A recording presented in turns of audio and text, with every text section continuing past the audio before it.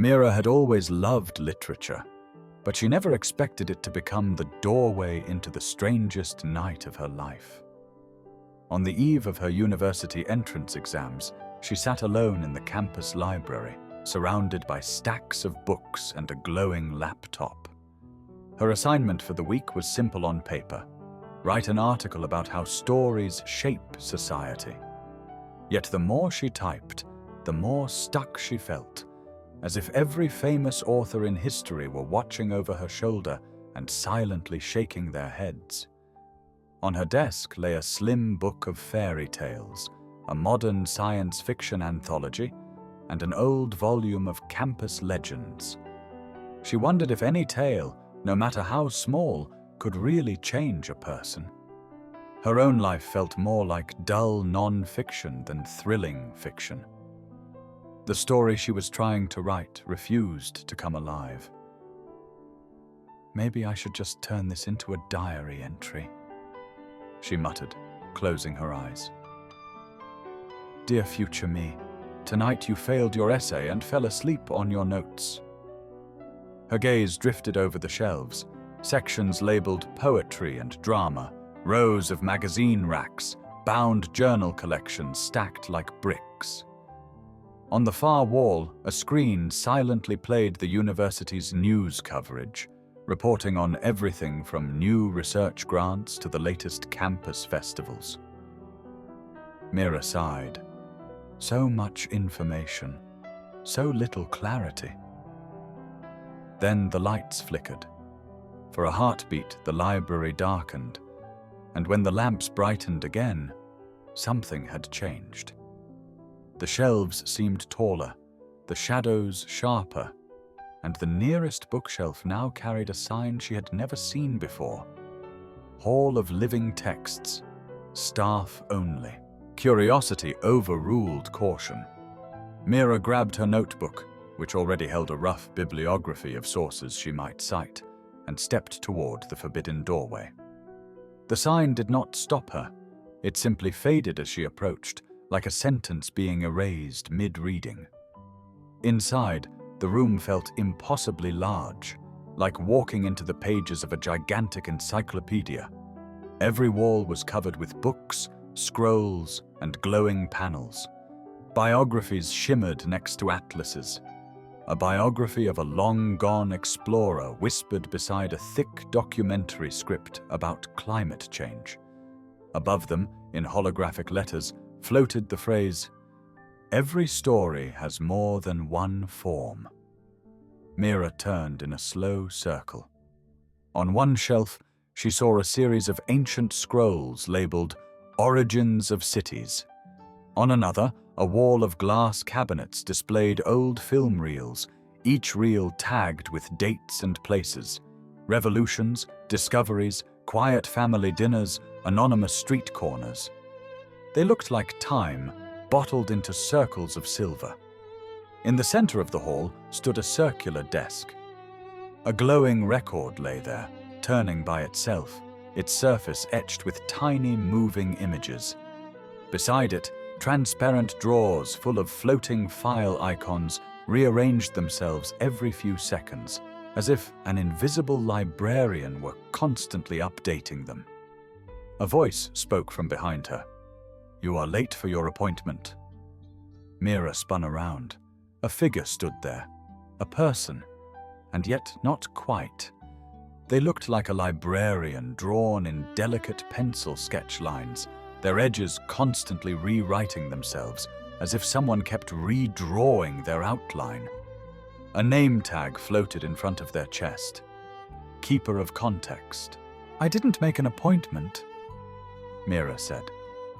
"I was just working on a draft for my essay and—" "Exactly," the keeper replied. "Your draft is the reason you were invited. Sit."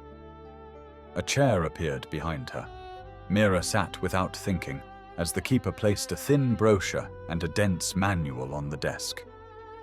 "This is the catalogue of your learning so far," they said, tapping the brochure. "And this," they added, touching the manual, "is the catalogue of what you believe learning is supposed to be." Mira opened the brochure. Inside was a neat index of moments from her life. The first poem she had memorized, the first time she got praised for a school project, every list of goals she had written at the start of each year. Each memory was tagged by category.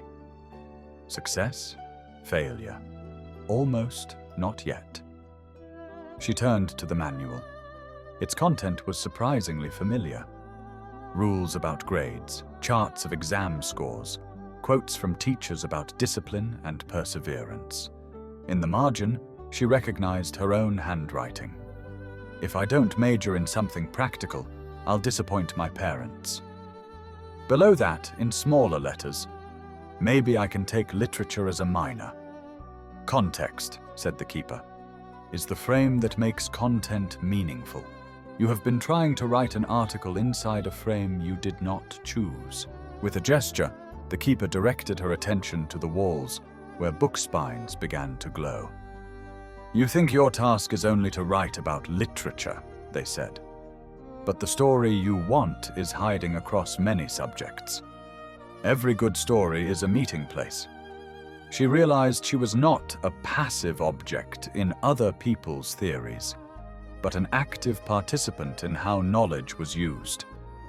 One shelf lit up with the word sociology, another with politics, a third with economics. Volumes about law, protests, inequality, and social movements lined the sociology shelf. Under politics, there were speeches, constitutions, and secret memos. The economics section carried case studies on marketing campaigns, accounting scandals, and internal audit reports that had once shaken entire companies.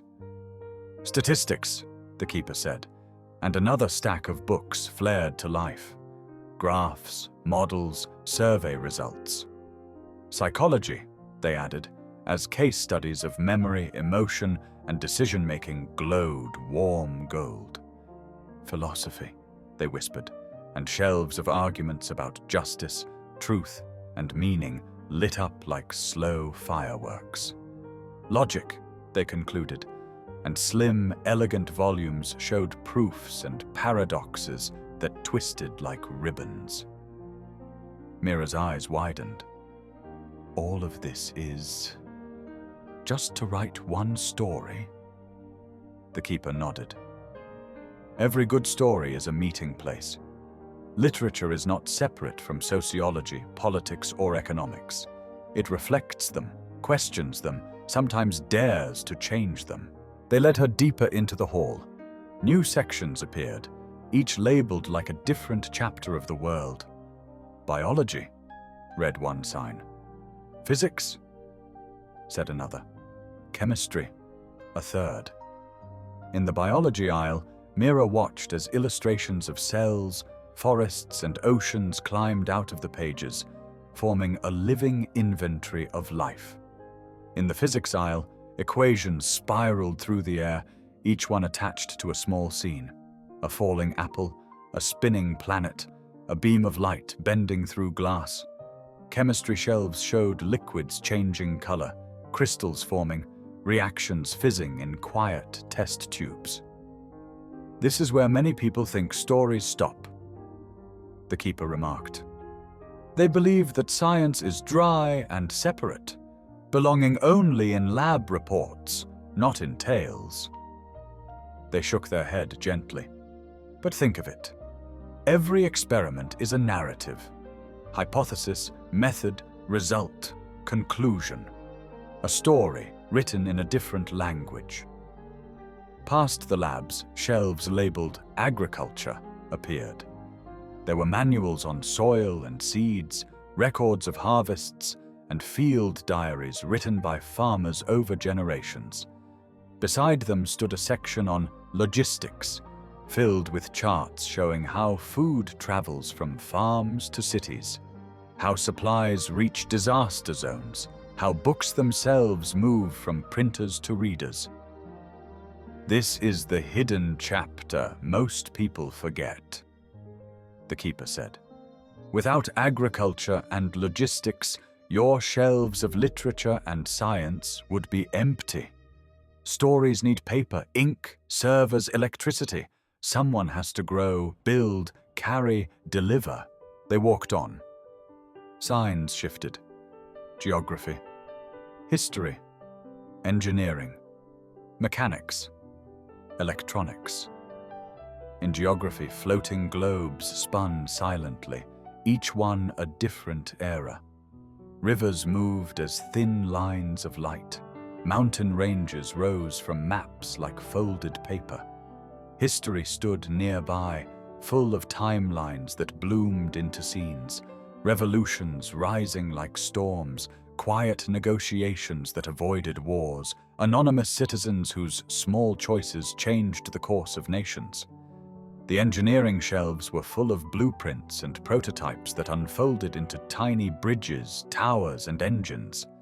Mechanics showed exploded diagrams of gears, levers, and wheels, each piece labeled and hovering, waiting to click back into place. Electronics hummed softly as circuits lit up in rhythm, sending pulses of light in patterns she did not yet understand. "And here," the keeper said, pointing to a simple chalkboard at the end of the aisle, "is where many students begin to panic." On the board were the words maths and arithmetic. Numbers danced across the surface, arranging themselves into equations, then gently dissolving into shapes and patterns. "I was never good at maths," Mira admitted. "Or arithmetic. I always thought numbers hated me." The keeper smiled. "Numbers do not hate or love. They simply tell truths in a different accent. Stories need numbers too. Every audience, every reader, every listener is counted somewhere, in a survey, a streaming statistic, a quiet index in a forgotten file. If you ignore numbers, you ignore part of the story's voice." Mira found herself back at the circular desk. The record still turned. The glowing file drawers still opened and closed. On the desk now lay a single notebook titled, "Your Story, First Draft." "Open it," the keeper said. She did. Inside, instead of lines, she saw scenes. Herself writing late at night, her parents reading a glossy university brochure full of rankings and smiling students. A teacher handing back an exam with a red ink score circled at the top. Each scene had a small note beside it, as if written by a careful editor. Context: family hopes. Context: school expectations. Context: fear of failure. "Your article is not really about literature," the keeper said softly. "It is about how you, a single student, move through a world built from many kinds of information. Magazine headlines, journal articles, news coverage, biographies of great leaders, documentaries and drama series, exam records and personal files, university profiles and application forms, drafts of essays, sketches of dreams, brochures of perfect futures, manuals of strict rules." Mira swallowed. Every word felt true. "You are trying to choose a major," the keeper continued, "while everyone around you tells a different story about what matters. Some say only numbers in accounting matter. Others say only marketing and economics matter. Some insist that politics and sociology are the key, that you must change systems. Others whisper that literature, poetry, and philosophy are luxuries, minor subjects at best." "And what do you say?" Mira asked. "I say," replied the keeper, "that the world is built from all of them. Your task is to write one small chapter where they meet." A pen appeared in Mira's hand. The notebook page in front of her was blank, waiting. "Remember," the keeper said, "a story is not a random list of topics. It is a pattern of connections. Start with yourself. You grew up reading fiction and fairy tales. You kept a diary. You fell in love with poetry. Then you learned how magazines simplify complex issues for quick reading, while journals demand slow, careful attention. You saw how news coverage can highlight some events and hide others, how a biography can turn a flawed person into a legend, how a documentary can shape public opinion more than any single academic article. Mira began to write. Her pen moved more easily now. She wrote about the girl who wanted to study literature, but feared it was not useful enough, because everyone around her spoke the language of economics and marketing, statistics and audits. She wrote about walking through an invisible encyclopedia every day, noticing how geography shaped people's choices, how history lingered in old buildings, how engineering and mechanics hid inside every bus and bridge she used without thinking, how electronics and maths powered the very screen on which she drafted her essays. She wrote about context, how the content of a story changes depending on who tells it, who publishes it, which category it is placed under in a catalogue or database, which volume of a series it belongs to, which chapter people choose to quote, which reel gets replayed on social media, which index terms librarians attach to its record. She even wrote about her fear of numbers, how she once thought arithmetic and statistics were her enemies, until she realized they were just another way of keeping track of human lives, another kind of story written in symbols. The words flowed until finally she looked up. The keeper was fading, like ink running out at the edge of a page. "Is it enough?" Mira asked. "For tonight," the keeper said. "Remember, this is only a draft. Tomorrow you will revise. Next year you will add new chapters. One day, someone else may cite your work in their own bibliography, or summarize your journey in a single line of an encyclopedia entry, or retell it in a quiet documentary, or preserve it as a profile in a digital archive. You cannot control all of that. You can only choose the story you write now." The hall dimmed. The record slowed. The file drawers closed with a soft click. And then Mira was back in the ordinary library, at her familiar desk, with the campus clock chiming midnight. Her laptop screen still showed the blinking cursor of her unfinished article, but beside it lay her notebook, filled with fresh sentences. The assignment prompt, "Explain how stories shape society," no longer felt impossible. It felt like an invitation. Mira smiled, opened a new document, and began to type, not as a frightened applicant trying to impress an invisible panel, but as a young author starting the first real volume of her own life. Somewhere deep in the stacks, in a place no map or index could fully capture, a quiet reel of light began to turn, recording this new tale for whoever might one day need to hear it.